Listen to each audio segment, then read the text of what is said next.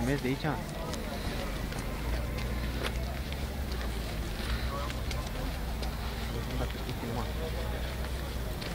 Ia, mă.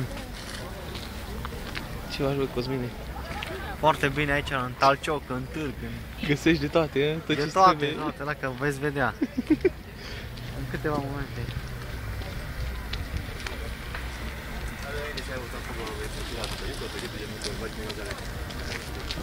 Hai mai repede, băi.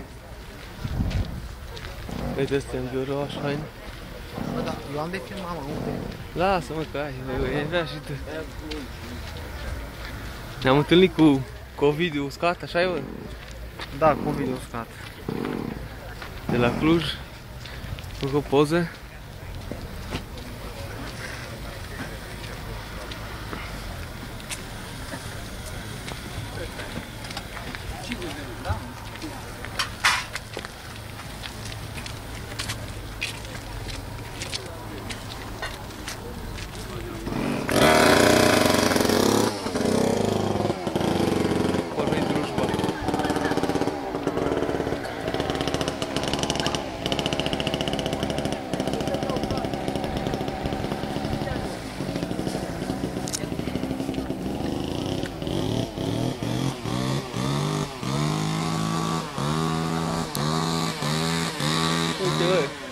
Uite pe aici cărți. Cărți pe acolo.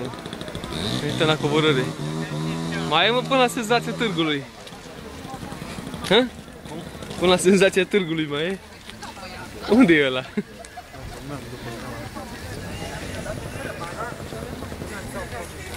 Și ceasul mai frumoase, pendule.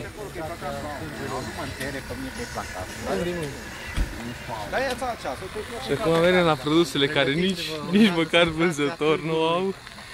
Cel mai tare produs din tot târgul, Talcioc, imediat acum nu. Târgul anual, cel mai mare din sud-estul Europei, senzația târgului. Părintele veșminte, uitați unde au ajuns, fraților. Uitați unde au ajuns. Tihar, dar ei zic că e haină turcească de vânzare. Uitați aici, uitați contextul unde au ajuns. Uitați cu ce au ajuns să fie comparat, domnule. Uitați aici.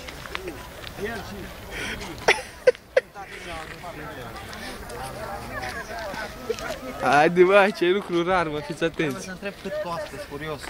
Bă, ce extraordinar, mă. Extraordinar. Bă, e haină turcească, mă. Fai. Fii atent, mă, ce faină e asta, mă, extraordinară. Că am pus pe pauză. Uite acolo sus, Ovidiu uscat. În căciula aia după cortul ăla sus. La un video Trebuie să iau un pic de zoom. s-a uscat că e toamnă. Uite acolo ăla-i. Am fost la el, am făcut poză. Bă, ăsta și pe pauză, bă, mere, bă. Secundele. Oprește, mă, că nu l-ai oprit.